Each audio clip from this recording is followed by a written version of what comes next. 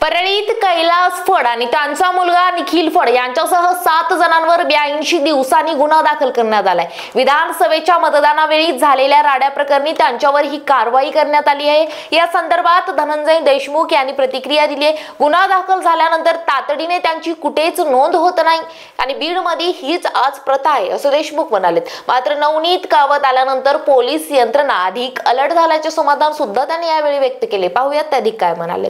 100% खुलासे होणार आहे, कारण का आज पण काही गोष्टी ऐकण्यात आल्या आणि बघण्यात पण आल्या।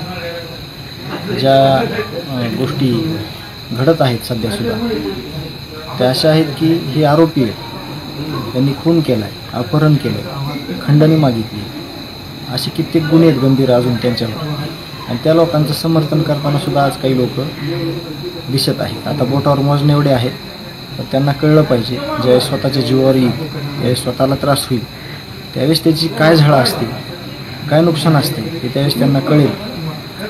तर कोठडी संदर्भात मी आधीच मागणी केली होती की यांची पोलीस कोठडी विशेष घ्या, आणि पोलीस कोठडी घेतल्यानंतर अजून काय तुम्हाला धागेदोरे लागतात का हातात या संदर्भात पुढं माहिती येईल, आणि माहिती आल्याच्या नंतर तपासात एक मदत होईल वाटते का? पोलीस यंत्रणा अलर्ट आहे।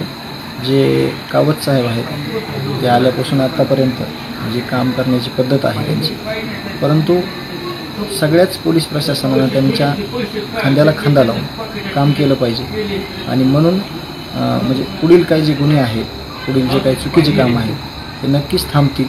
आणि आपल्याकडं बीडमध्ये एक प्रथा आहे की अगोदर गुन्हा करा, त्याची नोंद कुठंच होत नाही, त्याचा गुन्हा नोंद कुठंच होत नाही, खूप मोठ्या प्रमाणात चळवळ उभी करावी लागते, मग गुन्हा नोंद होतो। माझं अजून पण मत आहे की ज्यावेळेस गुन्हा होईल त्याच वेळेस गुन्हा नोंद केला तर पुढच्या बऱ्याचशा गोष्टी टाळतात, आणि त्या संदर्भात वारंवार आम्ही बोललो ते केलं दाखल हां तेच ना, ती गुन्हा 82 दिवसानंतर झाला आहे, त्याची व्हिडिओ आहे, तर तोच गुन्हा जर लगेच म्हणजे त्याला जर लगेचच्या लगेच गुन्हा नोंद करून त्या आरोपींना ते कोणी काही कायदा सुव्यवस्थेला जे अडचणी निर्माण करत होते त्यांना जर तिथंच थांबवलं तर हे गुन्हेच होत नाहीत ना पुढचे।